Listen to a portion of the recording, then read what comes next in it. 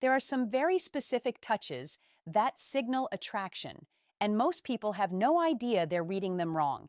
A few have nothing to do with the obvious things that you might think of, and every single one is involuntary, which means they can't be faked and they can't be stopped, even when someone's trying hard to play it cool.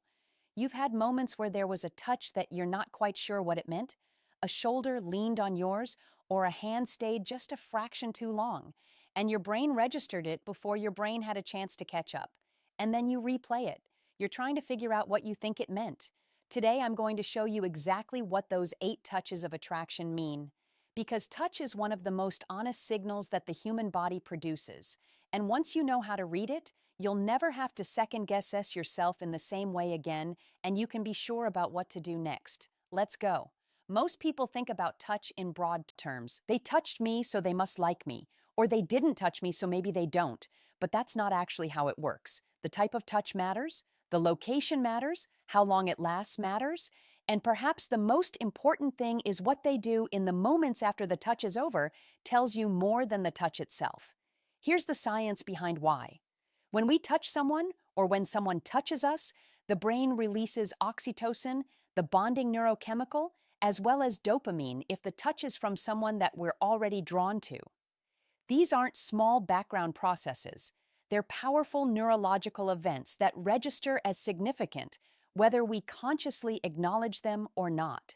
Which is exactly why touch, done even briefly and seemingly casually, can shift the entire energy of an interaction in a way that words rarely can.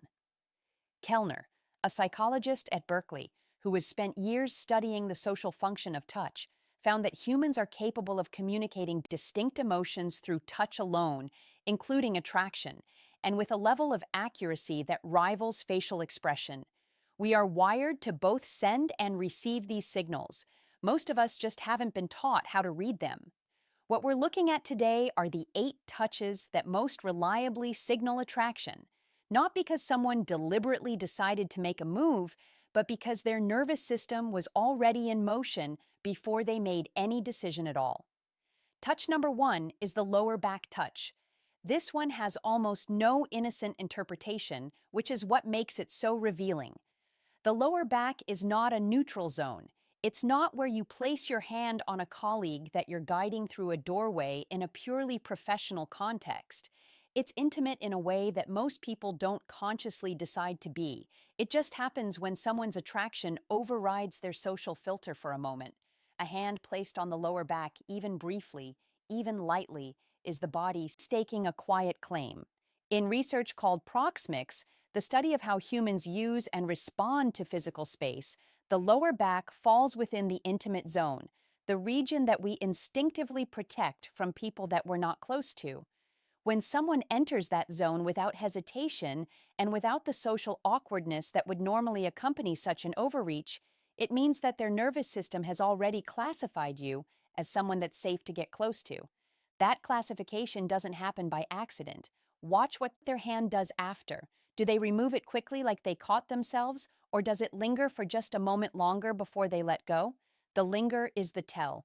It means that the touch felt good to them too, and the body didn't want to stop.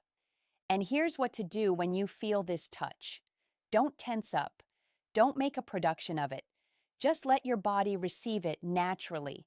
A slight lean into it, a relaxed posture, a small smile if the moment calls for it.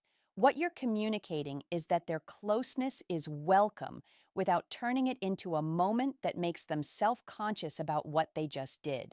If you want to reciprocate, find a natural reason to touch their arm or their shoulder shortly after. You're not matching the intimacy level all at once, but you're opening the door and letting them know that you saw them walk through it. Touch number 2 is the arm graze. Accidental on purpose. There's a specific kind of touch that people perform and then immediately pretend it didn't happen. It might be something like this. They brush your arm as they walk past.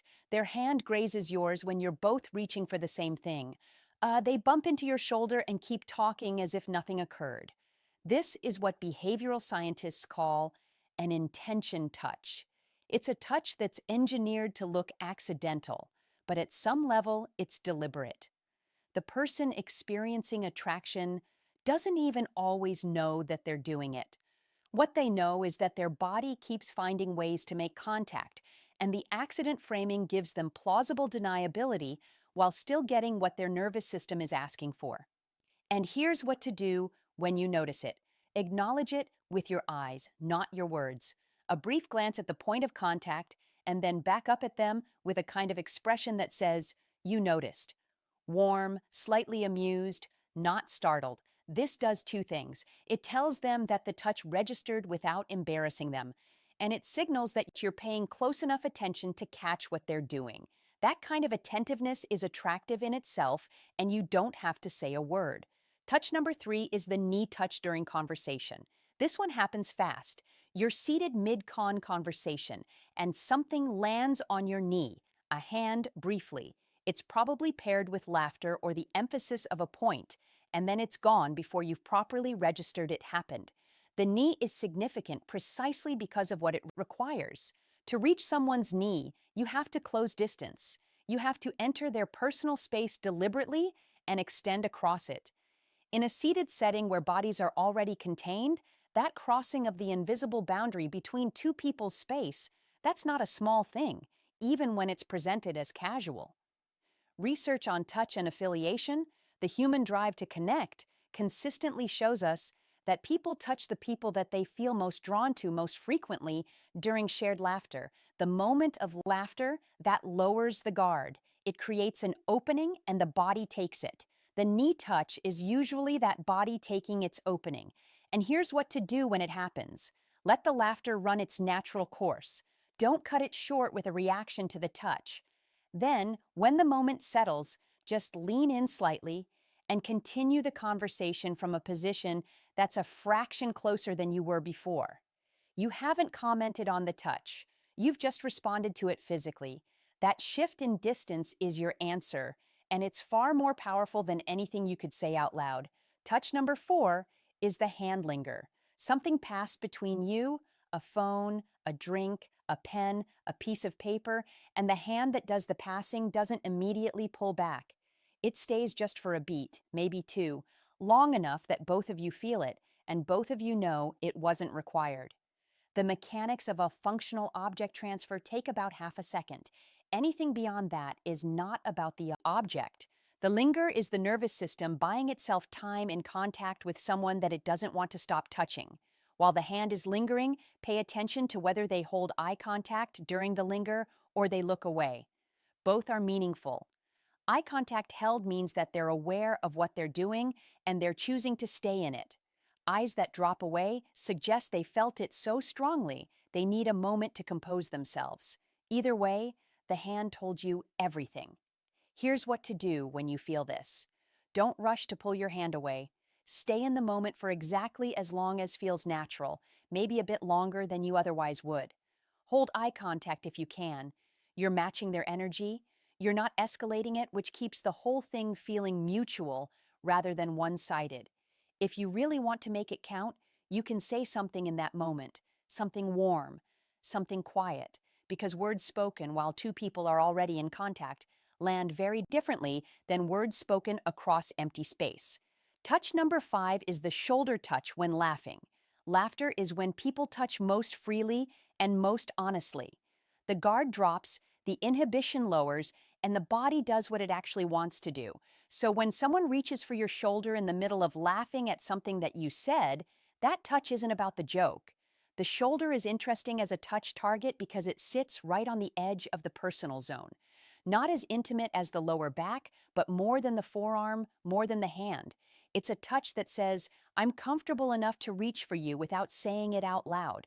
And when it's paired with laughter, with genuine pleasure, it's the body expressing that being around this person feels really good and wanting to make that physical. Monica Moore's research on courtship behavior identified touch paired with laughter as one of the most reliably attraction-linked sequences in human interaction. It's not just that people touch during laughter, it's that they specifically reach for the people that they're most drawn to when their defenses are down. Laughter is the key that unlocks the touch, and here's what you can do when it happens. Turn towards them as the laughter settles. Not dramatically, just a slight shift in your body orientation. That brings you just a little more face to face with them. Then hold the warmth in your expression for a second or two longer than the joke warranted. What you're doing is extending the good feeling.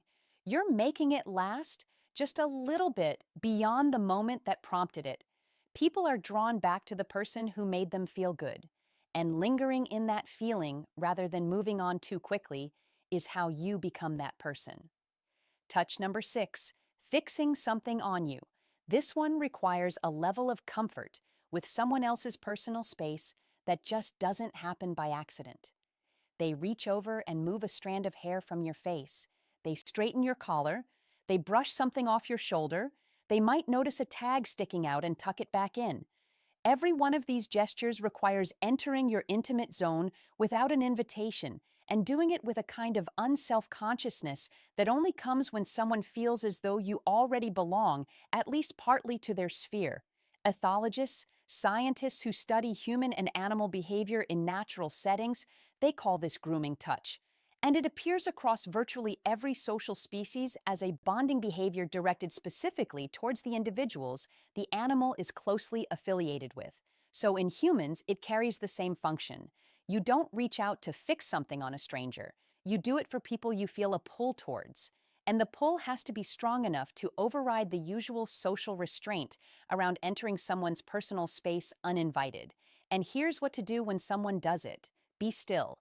Let them do it and meet their eyes when they're done.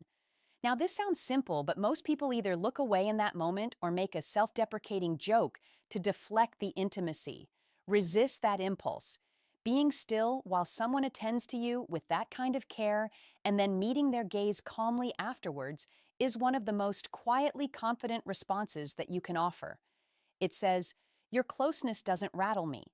That composure is very magnetic. Touch number 7 is the forearm touch mid-sentence. Watch for this one in conversation. They're making a point. They're telling you something that they really want you to hear, and their hand comes to rest on your forearm briefly while they're still talking. Then they remove it and keep going as if it was just part of the emphasis. The forearm touch mid-sentence is almost never about the sentence. What it's actually doing is creating a physical anchor. It's a moment of contact that says, "Stay with me. This matters. I want to know that you received this." It's the body making sure that the connection is still there, checking that you're still present while the mouth keeps talking about something else entirely. Harry Reese's work on responsiveness and intimacy found that people who use touch to punctuate conversation are typically higher in affiliative motivation. They have a stronger drive to connect with others emotionally, not just intellectually. When that touch is directed consistently at one person in a group, it's not a personality trait expressing itself evenly. It's attraction with a particular target. Here's what to do when this happens. Give them what they're reaching for, which is your full attention. Stop whatever part of you was half distracted and land completely in the conversation. Make direct eye contact. Respond to what they said in a way that genuinely shows that you heard it. Not just a polite response, but a real one. When someone reaches out to make sure that you're still with them, the best thing that you can do is prove that you are. That kind of presence is rare, and when people feel it, they won't forget the conversation with you. Touch number 8 is the goodbye touch that lingers. Endings are honest. When a social interaction is winding down, the conversation has run out, and then the body takes over. And the body of someone who's attracted to you doesn't want to leave. That hug that holds just a fraction of a second longer than a friendly hug.